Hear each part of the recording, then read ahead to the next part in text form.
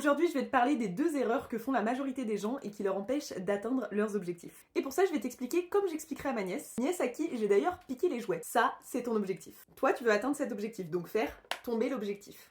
Donc pour faire tomber cet objectif, tu te dis qu'en faisant une action en lien avec ton objectif, tu vas pouvoir faire tomber ton objectif. Mais que nenni, ce n'est pas une action qui peut faire tomber ton objectif. Qui plus est que là, pour l'expérience, je n'ai pas de dominos de taille différente puisque j'ai volé les jouets à la petite, mais on va imaginer que le rouge il est très gros. Donc, si mon rouge est très gros mais que mon bleu est tout petit, même s'il touchait mon rouge, il pourrait pas le faire tomber, il aurait pas la force. Donc non, c'est pas une action qui va te permettre, sans autre action, d'atteindre ton objectif. Ça ne marche pas comme ça. T'es trop loin dans le temps ou t'es trop loin en termes de force pour faire tomber ton domino. Donc t'es là, tu pousses ton action, ton domino il est là, il va pas tomber. Donc ton objectif, tu vas pas l'atteindre. Donc si t'as compris, il va falloir mettre en place plusieurs actions répétées. Sauf que là, deuxième erreur. Ça, c'est ton objectif.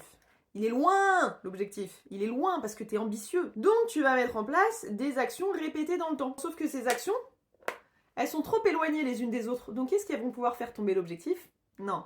Exemple, je veux perdre 10 kilos, pendant 3 semaines je fais du sport, puis après pendant 3 semaines j'arrête de faire du sport, puis après 3 semaines plus tard je reprends le sport, puis 3 semaines plus tard je réarrête, je fais le yo-yo avec ma pratique physique et avec mon alimentation. Donc je fais des efforts, je mets des actions qui m'emmènent vers mon objectif de perte de poids, sauf que ces actions sont trop éloignées les unes les autres dans le temps, donc elles peuvent jamais faire tomber l'objectif. Ça marche pas comme ça. Est-ce que pour autant il faut arrêter de faire des actions? Non.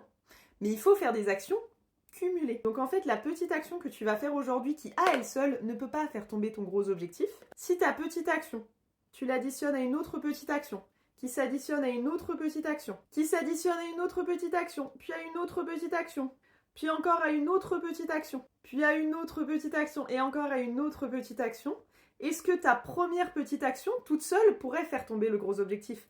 Non. Mais est-ce que ton action cumulée à toutes les suivantes que tu as mises en place sans jamais abandonner va faire tomber l'objectif? Oui. Donc cette vidéo, c'est ton signe de ne jamais abandonner et de continuer à persévérer dans la bonne direction. Mets en place ton premier domino, mets en place les suivants jusqu'à atteindre ton objectif.